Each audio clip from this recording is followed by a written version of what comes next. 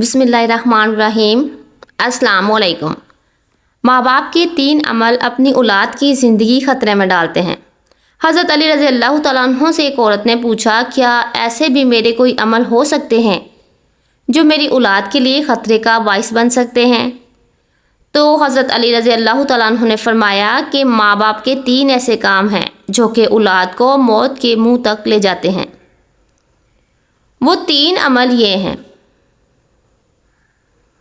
بسم اللہ الرحمن الرحیم۔ مسلم کی حدیث میں یہ بات روایت ہے کہ حضرت محمد صلی اللہ علیہ وآلہ وسلم نے فرمایا، اگر میں ماں باپ کو اس دنیا میں زندہ پاتا تو اگر میں عشاء کو فرض پڑھ رہا ہوتا، اگر میرے ماں باپ میں سے کوئی مجھے آواز دیتا تو میں نماز چھوڑ کر انہیں لبیک کہتا۔ ایک دفعہ حضرت علی رضی اللہ تعالیٰ عنہ اپنے حجرے میں موجود تھے کہ ایک بوڑھی عورت آئی اور عرض کی، اے امیر المومنین، میری 2 ہی اولادیں ہیں، ایک بیٹا اور دوسری بیٹی۔ وہ دونوں ہی نافرمان ہیں اور وہ دونوں اکثر بیمار رہتے ہیں۔ میری بیٹی کا رشتہ لینے کے لیے کوئی تیار نہیں اور بیٹے کو کوئی رشتہ دینے کے لیے تیار نہیں ہے۔ میں ایسا کون سا عمل کروں جس سے ان کی زندگی میں برکت آئے اور وہ عمل انہیں نفع دے اور وہ میری نافرمانی بھی نہ کریں، وہ صحت یاب بھی ہو جائیں؟ میں ایسا کون سا کام کروں کیونکہ وہ دونوں نافرمان ہیں، میرا کہا نہیں مانتے، میرا بیٹا شراب اور دیگر گناہ بھی کرتا ہے، وہ دونوں دین اسلام سے مطابقت نہیں رکھتے۔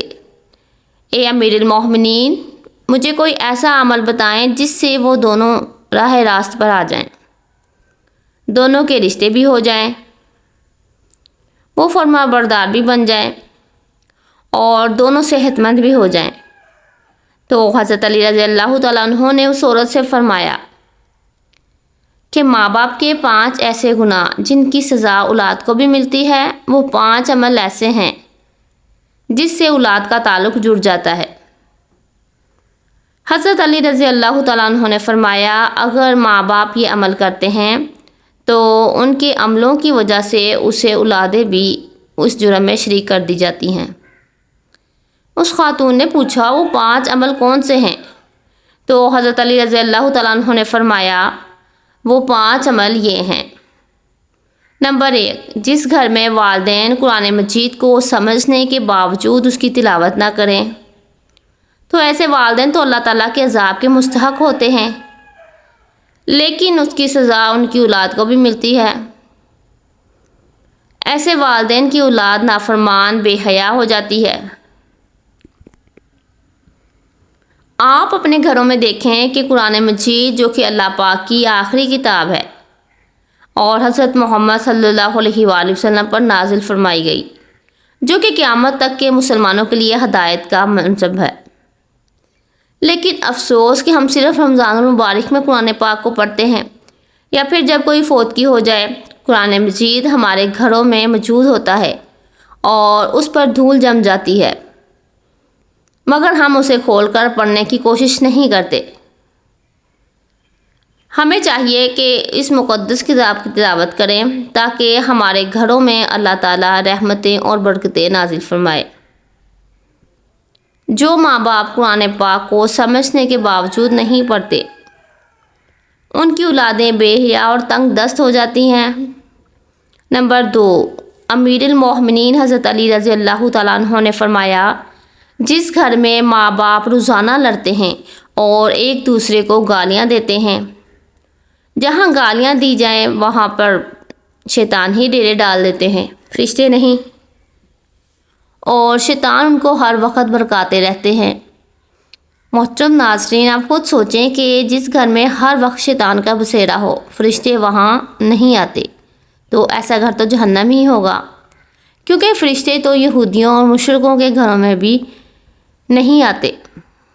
حضرت محمد صلی اللہ علیہ وآلہ وسلم کا فرمان اقدس ہے کہ ایک دوسرے کو گالی دینا اسلام میں حرام ہے۔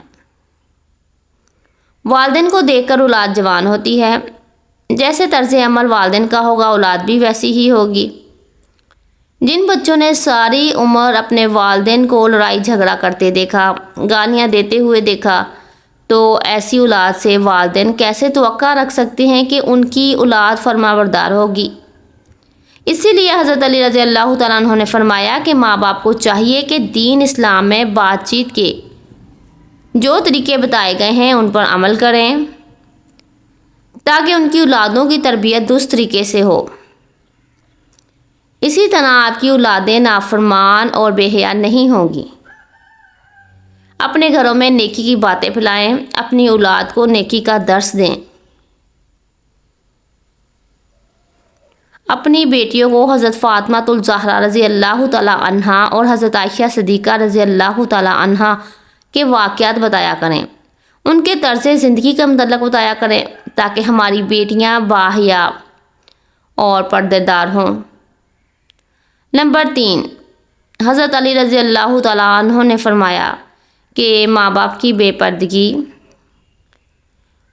کی وجہ سے ان کی اولادوں پر بیماریوں کا حملہ ہوتا ہے۔ حدیث صحیح بخاری میں حضرت ابو ہریرہ رضی اللہ تعالیٰ عنہ سے روایت ہے کہ حضرت محمد صلی اللہ علیہ وآلہ وسلم نے فرمایا کہ پردہ دار عورت پر جنت واجب ہے، جبکہ بے پردہ عورت پر جہنم واجب ہے۔ جس گھر میں بے حیائی اور بے پردگی ہوتی ہے تو اللہ پاک کے فرشتے ایسے گھروں میں رہنے والوں کے لیے بد دعائیں کیا کرتے ہیں اور شیطان ایسے گھروں کو اپنا بسیرا بنا لیتے ہیں۔ جہاں بے پردگی عام ہو اس گھر کی اولادیں بے حیا، نافرمان اور غلط کاموں کا شکار ہو جاتی ہیں۔ یہی نہیں بلکہ پریشانیاں اور مصیبتیں ایسی اولاد کا مقدر بن جایا کرتی ہیں۔ یہ ان کے والدین کی بے پردگی کی وجہ سے ہوتا ہے۔ جس گھر میں بے حیائی ہوتی ہے وہاں اللہ تعالیٰ کی برکت اور رحمت نہیں ہوتی۔ ایسے ماں باپ کی اولادیں فتنوں اور بلاؤں سے محفوظ بھی نہیں رہ سکتی، کیونکہ اللہ تعالیٰ کے فرشتے جو کہ ان فتنوں کو روکتے ہیں وہ تو اس گھر سے چلے جاتے ہیں۔ ایسی اولاد ماں باپ کی نافرمانی کرتی ہے اور ہمیشہ پریشانی میں مبتلا رہتی ہے۔ ماں باپ کو چاہیے کہ وہ پردے کا خاص خیال رکھیں تاکہ ان کی اولاد بھی ان سے پیروی کرے۔ آپ نے مشاہدہ کیا ہوگا کہ آپ کے ارد گرد جو ماں باپ پردے کا خیال نہیں رکھتے تو ان کی زبان زد عام ہو جاتی ہے۔ اکثر عورتیں یہ کہتی ہوئی دکھائی دیتی ہیں کہ پردہ دل کا ہونا چاہیے،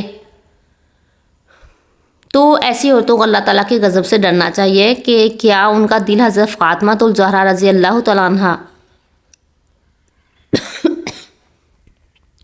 اور حضرت عائشہ صدیقہ رضی اللہ تعالیٰ عنہا کے دل سے زیادہ پاک ہے؟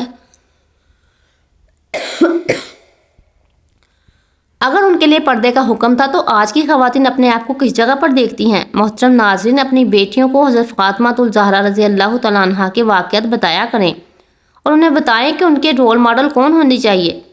آپ کو حضرت فاطمہ الزہرا رضی اللہ تعالیٰ عنہا کا ایک واقعہ سناتے ہیں۔ شادی کے بعد حضرت محمد صلی اللہ علیہ وآلہ وسلم حضرت فاطمہ رضی اللہ تعالیٰ عنہا کو گھر لے کر جا رہے تھے کہ راستے میں ایک نبینا صحابی بیٹھے ہوئے تھے۔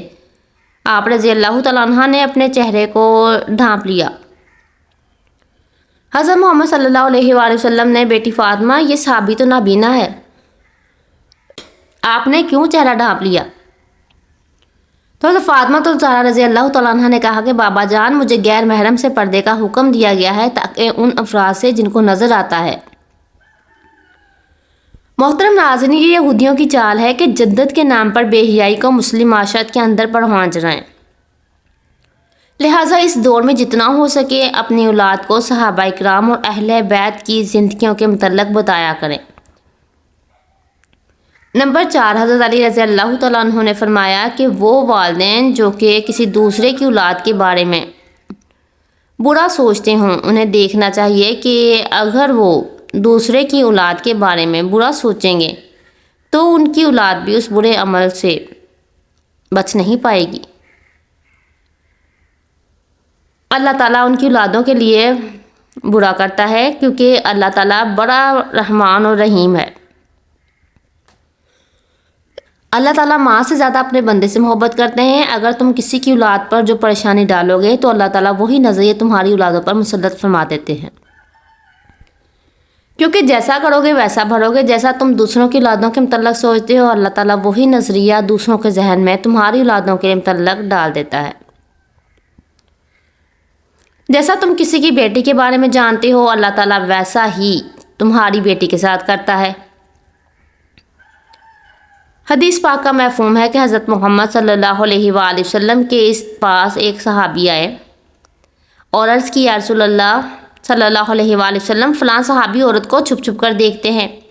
تو آپ صلی اللہ علیہ وآلہ وسلم نے اس صحابی سے فرمایا، اس صحابی کو بلا کر لاوج. وہ صحابی آپ کی خدمت اقدس میں حاضر ہوئے تو آپ نے اس سے کہا، تم اپنے گھر کی حفاظت کی ذمہ داری چھوڑ گئے ہو؟ صحابی نے جواب دیا، نہیں، میں تو اپنے گھر کے آپ کے فرمان کے مطابق نگہبانی کرتا ہوں. تو آپ صلی اللہ علیہ وآلہ وسلم نے فرمایا، جاؤ گھر جا کر دیکھو کیا آپ کا گھر محفوظ بھی ہے یا نہیں. وہ صحابی جب گھر گئے تو دیکھا کہ اس کے گھر کی ایک دیوار گر چکی ہے. وہ صحابی واپس آپ صلی اللہ علیہ وآلہ وسلم کے پاس خدمت اقدس میں حاضر ہوئے اور پوچھا، یا رسول اللہ صلی اللہ علیہ وآلہ وسلم، یہ کیا معاملہ ہے؟ تو آپ صلی اللہ علیہ وآلہ وسلم نے فرمایا، اگر تم کسی کی عورت کو دیکھو گے تو اللہ تعالیٰ تمہارے گھر کی دیواریں گرا دے گا. دوسروں کی بیٹیوں کو اپنی بیٹیاں سمجھو، ہر بہن کو اپنی بہن سمجھو، تاکہ تمہاری عورتیں بھی محفوظ رہ سکیں. نمبر 5، حضرت علی رضی اللہ تعالیٰ عنہ نے فرمایا، جو ماں باپ اپنے گھر میں حلال اور حرام کا فرق نہیں کرتے ہوں، حرام وہ نہیں کہ حرام جانور کھا لیا جائے یا کوئی حرام چیز کھا لی جائے، یہ تو قطعاً حرام ہے. حرام وہ جو حلال کو حرام کر کے کھایا جاتا ہے، کسی دھوکے کے فراڈ کر کے اس کا حق کھا لیا جائے یا کسی غریب مسکین کا حق کھا لیا جائے تو یہ بھی حرام ہے. اگر حرام مال بچوں کو کھلایا جائے تو اولاد نافرمان، بے حیا اور بیماریوں میں مبتلا ہو جایا کرتی ہیں. آج کل یہ بیماری ہمارے معاشرے میں عام ہو گئی ہے. حرام کھانے والے اسے حلال سمجھ کر کھا رہے ہوتے ہیں. اللہ تعالیٰ ہم سب کو رزق حلال کمانے کی توفیق عطا فرمائے، آمین. محترم ناظرین، اگر آپ کو ہماری ویڈیو اچھی لگے تو اسے لائک کریں اور مزید ایسی اسلامی ویڈیوز دیکھنے کے لیے ہمارے چینل کو لازمی سبسکرائب کر دیجیے. شکریہ. اللہ حافظ.